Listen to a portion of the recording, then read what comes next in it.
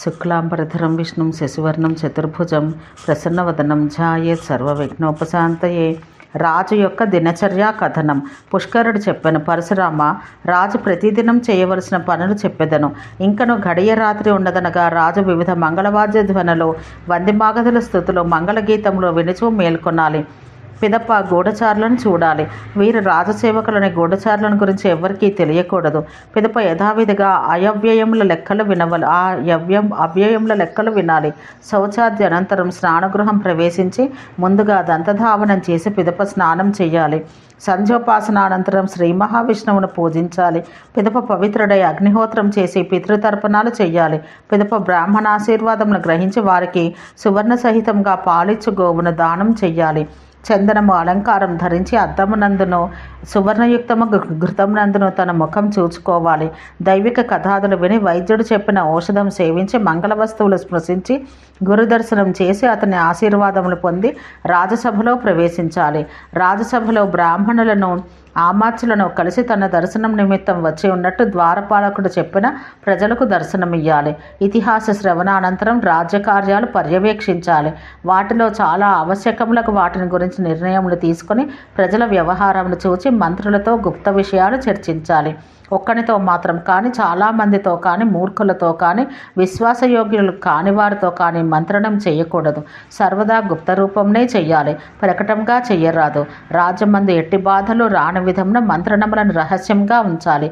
మంత్రణం రహస్యంగా ఉంచుటకు ఉపాయం తన ఆకార చేష్టాదులందు ఎన్నడూ ఎట్టి మార్పులు లేకుండా చూచుకున్నటయే. ఏలాన బుద్ధిమంతులు ఆకార చేష్టాదుల ద్వారా గుప్తములకు మంత్రణములను కూడా కనిపెట్టి వేయుదురు. జ్యోతిష్కులు, మంత్రులు, వైద్యులు చెప్పిన మాటలను రాజు వినవలను. అట్లు చేయుటచే ఐశ్వర్యం పొందుదురు. ఏలాన వీరు రాజును అనుచిత కార్యములందు మరల్చి హితకార్యములందు ప్రవర్తింప చేయుదురు.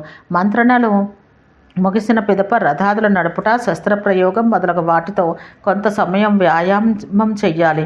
యుద్ధాది సమయాలందు రాజు స్నానం మునరించి బాగుగా పూజ చేసిన శ్రీ మహావిష్ణువును హోమానంతరం ప్రజ్వలిస్తున్న అగ్నిని దాన మానాదులచే సత్కృతులకు బ్రాహ్మణులను చూడాలి. దానాద్యనంతరం వస్త్రాలంకారాదులతో అలంకరించుకొని పరీక్షించిన అన్నము భుజించాలి. తాంబూల సేవనం చేసి ఎడమ పక్కగా కొంతసేపు శయనించాలి. ప్రతిదినం శాస్త్ర చింతనం, యోధ అన్న భాండార శస్త్రాగారముల పర్యవేక్షణ చెయ్యాలి. దినాంతమున సాయం సంధ్యను ఉపాసించి ఇతర కార్యముల గురించి విచారించి ఆవశ్యకములకు పనులపై గూఢచారులను పంపి రాత్రి భోజనానంతరం అంతఃపురంలోకి వెళ్ళాలి. అచ్చట సంగీత వాద్యాదులతో మనోరంజనం చేసుకొని ఆత్మరక్షణోపాయాలను చక్కగా చేసుకుని నిద్రించాలి. రాజు ప్రతిదినం ఇట్లే చెయ్యాలి. రణదీక్షా వర్ణనం. పుష్కరుడు పలికెను, ఇప్పుడు యుద్ధయాత్రా విధానమును యుద్ధ సమయాన చేయదగిన పనులు చెప్పెదను. 7 రోజుల్లో యుద్ధయాత్ర చేయవలనగా మొదటి రోజున శ్రీ మహావిష్ణువును, మహేశ్వరిని పూజించాలి. మోదకాదులతో గణాధిపతిని పూజించాలి. 2వ రోజు దిక్పాలకుల పూజ చేసి శయ్యపై కూర్చుండి కానీ అంతకు పూర్వమే కానీ ఈ అర్థం గల మంత్రం జపించాలి. త్రినేత్ర, రుద్ర, వరదాయక, వామన, వికటరూపధర శివ, నీవు స్వప్నాధిష్టాన దేవతవు. నీకు మాటిమాటికి నమస్కరిస్తున్నాను. నీవు దేవాది దేవతలకు కూడా అధిపతివి. త్రిశూలధారివి, వృషభారూఢుడవు, సనాతన పరమేశ్వర. నీకు ఈ యుద్ధమందు ఇష్టం కలుగునో అనిష్టం వాటిల్లునో స్వప్నం నందు చెప్పుము. ఆ సమయమందు పురోహితుడు యజ్ఞాగ్రతో దూరం పైతి అని మంత్రం పఠించాలి. 3వ రోజు దిక్కులను రక్షించు రుద్రులను, దిక్పాలకులను పూజించాలి. 4వ రోజున గ్రహములను, 5వ రోజున అశ్విని కుమారులను, మార్గమున వచ్చు దేవీ దేవత సజ్జాదులను, నజ్యాదులను పూజించి ద్యులోకము, అంతరిక్ష భూలోకమున అందుండు దేవతలకు బలి సమర్పించాలి. రాత్రి భూతగణాలకు బలి ఇవ్వాలి. వాసుదేవ, భద్రకాళి, లక్ష్యాదుల పూజ చేసి సకల దేవతలను ప్రార్థించాలి. వాసుదేవ, సంకర్షణ, ప్రద్యుమ్న, అనిరుద్ధ, నారాయణ, బ్రహ్మ, విష్ణు, నరసింహ, వరాహ, శివ, ఈశాన, తత్పురుష, అఘోర, వామదేవ, సద్యోజాత, సూర్య, సోమ, భౌమ, బుధ, బృహస్పతి, శుక్ర, శనైశ్వర, రాహు, కేతు, గణేశ, కార్తికేయ, చండిక, ఉమా, లక్ష్మి, సరస్వతి, దుర్గా, బ్రాహ్మణ్యాది గణ, రుద్ర, ఇంద్రాది దేవ, అగ్ని, నాగ, గరుడులను, జులోకము, అంతరిక్ష భూములపై నివసించి ఇతర దేవతలను నాకు విజయం ఇచ్చెదరుగాక.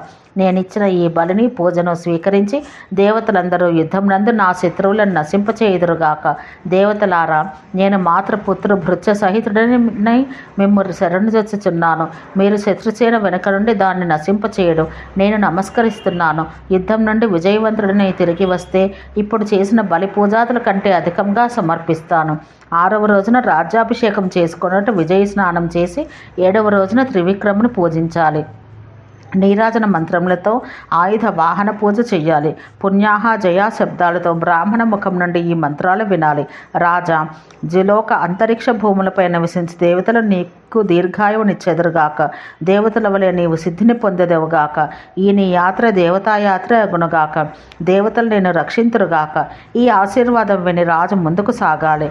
ధన్వనాగ ఇత్యాది మంత్రములతో ధనుర్బాణములు చేత ధరించి తద్విష్ణో ఇత్యాది మంత్రం జపిస్తూ శత్రువు వైపు ఎడమకాలు ఉంచి 32 అడుగుల ముందుకు వెయ్యాలి. పిదప పూర్వ దక్షిణ పశ్చిమ ఉత్తరముల వైపు వెళ్ళటకు వరుసగా ఏనుగులు, రథములు, గుర్రములు, భారమును మోయి జంతువులు వీటిపై ఎక్కి యుద్ధవాద్య ఘోషములతో ముందుకు సాగాలి. వెనుకకు తిరిగి చూడకూడదు. 1 క్రోసు దూరం వెళ్ళిన పిదప ఆగి దేవతా బ్రాహ్మణుల పూజ చెయ్యాలి. రాజు తన వెనుక వస్తున్న సైన్యాన్ని రక్షించుకొనుచు ఇతర దేశమునకు యాత్ర చెయ్యాలి. విదేశమునకు వెళ్ళినను తన దేశాచారం పాలించడం రాజు కర్తవ్యం. ప్రతిదినం దేవతా పూజ చెయ్యాలి. ఇవ్వని ఆదాయానికి నష్టం కలిగించకూడదు. ఆ దేశం నందలి మనుషులను ఎన్నడూ అవమానించరాదు.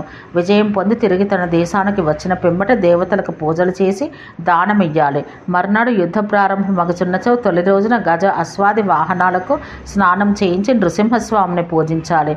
ఛత్రాది రాజచిహ్నాలకు, అస్త్రశస్త్రాలకు, భూతగణాలకు రాత్రి పూజలు చేసి ప్రాతకాలన మరల నృసింహస్వామికి సకల వాహనాదులకు పూజ చెయ్యాలి. పురోహితుడు హోమం చేసిన అగ్నిని చూసి తాను కూడా హోమం చేసి బ్రాహ్మణులు సన్మానం చేసి ధనుర్బాణాలు ధరించి గజారూఢుడై ఆ యుద్ధానికి వెళ్ళాలి.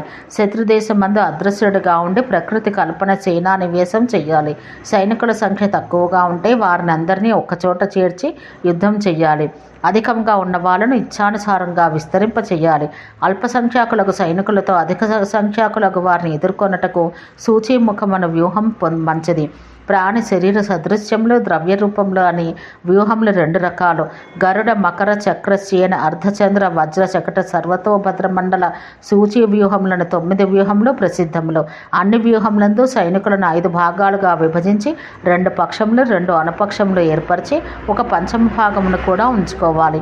యోధుల్లో 1 భాగంతో కానీ 2 భాగాలతో కానీ యుద్ధం చేస్తూ మిగిలిన 3 భాగములను వారి రక్షణకై ఉపయోగించాలి. రాజు ఎన్నడూ వ్యూహమందు నిలపకూడదు.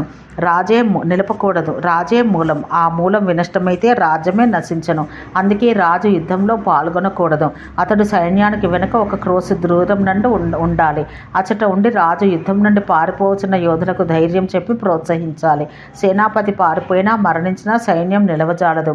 వ్యూహమందలి యోధులు ఒకరికొకరు చాలా దగ్గరగా కానీ దూరంగా కానీ నిలవకూడదు.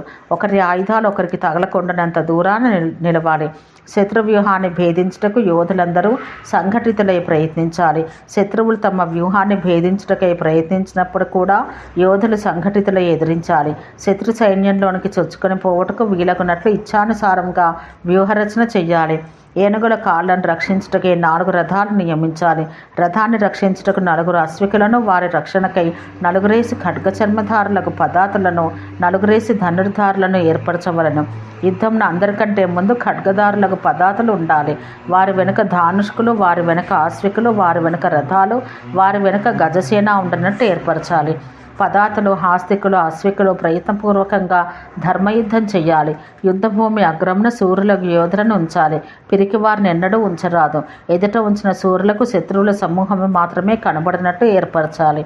అప్పుడే వారు పౌరుషం చూపి శత్రువులను పారద్రోలగలరు. పిరికి వారిని సేనాగ్రం నందుంచినచో పారిపోయి స్వయంగానే వ్యూహంను భిన్నం చేయుదురు. అందుకే వారిని ముందు ఉంచరాదు. సూర్యులు ముందుంటే వెనుక ఉన్న భీరువులకు కూడా ఉత్సాహం కలిగింతురు. ఉన్నతులు, చిలకముక్కు కలవారు, సౌమ్యమైన దృష్టి కలవారు, కలిసిన కనుబొమ్మలు కలవారును, కోపశీలు, కలహప్రియులు, హర్షోత్సాహభరితులు, కామపరాయణులు ఒకవారు సూర్యులైన వీరులు. గాయపడిన వారిని, మరణించిన వారిని యుద్ధభూమి నుండి తొలగించుట, యుద్ధరంగం నందు ఉన్న ఏనుగులకు నీరు త్రాగించుట, ఆయుధములు అందించుట ఇది పదాతుల కర్తవ్యం. శత్రు సైనికులు తమ సైన్యాన్ని భేదించకుండా రక్షిస్తూ శత్రు వ్యూహాన్ని భేదించుట ఖడ్గవీరుల కర్తవ్యం. శత్రువులను కొట్టి యుద్ధభూమి నుండి పారద్రోలుట ధనుర్ధరుల కర్తవ్యం. ఎక్కువగా గాయపడ్డ వారిని యుద్ధభూమి నుండి తొలగించి తిరిగి వచ్చి శత్రు సైన్యమందు భయం ఉత్పన్నం చేయట రథికుల కర్తవ్యం. సంఘటిత వ్యూహాన్ని భేదించుట, భిన్నమైన దాన్ని కలుపుట, ప్రాకార ద్వారాతులను, ఇంటి పై భాగములను, వృక్షములను భగ్నం చేయుట గజముల కర్తవ్యం. పదాతులకు ఎగుడు దిగుడుగా ఉన్న భూమి, రథ అశ్వములకు సమతల భూమి, ఏనుగులకు బురద నేల యుద్ధములకు అనుకూలములు. ఈ విధంగా వ్యూహరచన చేసి సూర్యుడు వెనుక వైపు ఉన్నప్పుడు శుక్ర శనైశ్వర్లను దిక్పాలకులను అనుకూలంగా ఉండగా ఎదుటి నుండి మందవాయువు వీస్తుండగా యుద్ధం చేస్తూ నామగోత్రాదులు పేర్కొని యోధులందరికీ ఉత్సాహం కలిగించాలి. యుద్ధమందు విజయం లభిస్తే ఉత్తమ భోగం లభించును, మరణిస్తే స్వర్గసుఖం లభించునని కూడా చెప్తూ ఉండాలి. వీరుడు శత్రువులను జయిస్తే మనోవాంఛిత భోగములు పొందును, మరణిస్తే ఉత్తమ గతులు పొందును. స్వామి అన్నం తిన్నందుకు రుణ విముక్తుడగును. అందుకే యుద్ధం వంటి శ్రేష్టమైనది మరొకటి లేదు. శరీరం నుండి రక్తం స్రవిస్తే వీరుడు పాప విముక్తుడగును. యుద్ధం మందు శస్త్ర ప్రహారాది కష్టములను సహించవలసి ఉండును. అది ఒక గొప్ప తపస్సు. యుద్ధం మందు ప్రాణత్యాగం చేయు వీరుని వద్దకు వేల కొలది అప్సరసులు వస్తారు. హతోత్సాహుడై యుద్ధభూమి నుండి పారిపోవు యోధుని పుణ్యమంతయు అతని స్వామికి చేరును. అడుగడుగున బ్రహ్మహత్యా పాపం వచ్చును. తన సహాయులను విడిచి పారిపోవు వారిని దేవతలే నశింపచేయుదురు. యుద్ధం నుండి అడుగు కదపని వీరునికి అశ్వమేధ యాగ ఫలం లభించును. ఓం శాంతి శాంతి శాంతి.